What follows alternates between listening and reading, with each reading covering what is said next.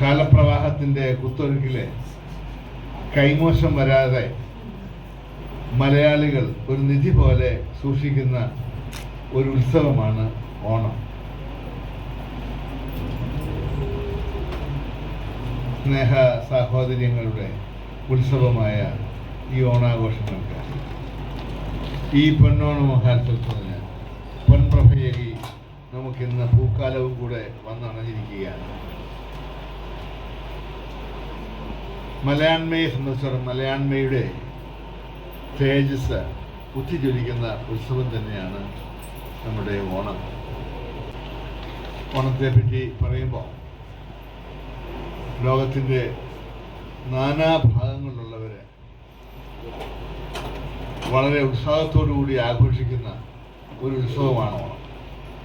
ഞാൻ പലപ്പോഴും 3-4 സന്ദർഭങ്ങളിൽ UK തന്നെ ഓണാഘോഷങ്ങൾ മലയാളികൾ ഇവിടുന്ന് നമ്മുടെ വാഴയിൽ ഇവിടുന്ന് പ്ലെയിനിൽ അവിടെ വരുത്തിയാണ് അവർ ആഘോഷങ്ങൾ നടത്തിയത്.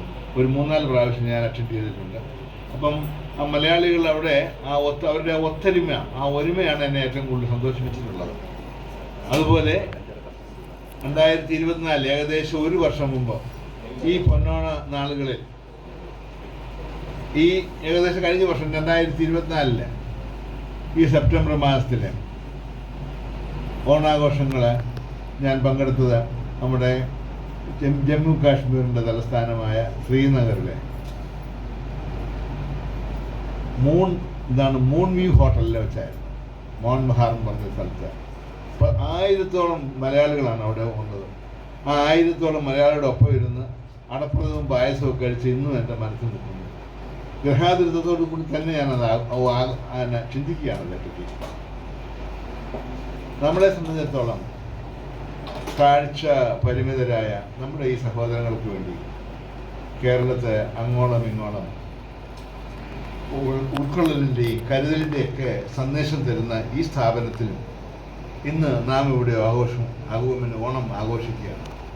കലയുടെയും സംഗീതത്തിൻ്റെയും അതുപോലെ ചിരിയുടെയും കളികളുടെ എല്ലാം, അതുപോലെ തന്നെ നിങ്ങളിന്ന് പല സുന്ദരിക്ക് പൊട്ടുതൊട്ടു, അതുപോലെ തന്നെ ബിസ്ക്കറ്റ് ഈറ്റി, ഇതുപോലെ എല്ലാ തരത്തിലും പലതരത്തിലുള്ള ഒരു മേളയോടുകൂടി നമുക്ക് അങ്ങനെ നമ്മുടെ NAVയുടെ ആഹ്ലാദ തിമർപ്പിലാണ് നമ്മൾ നിൽക്കുന്നത്.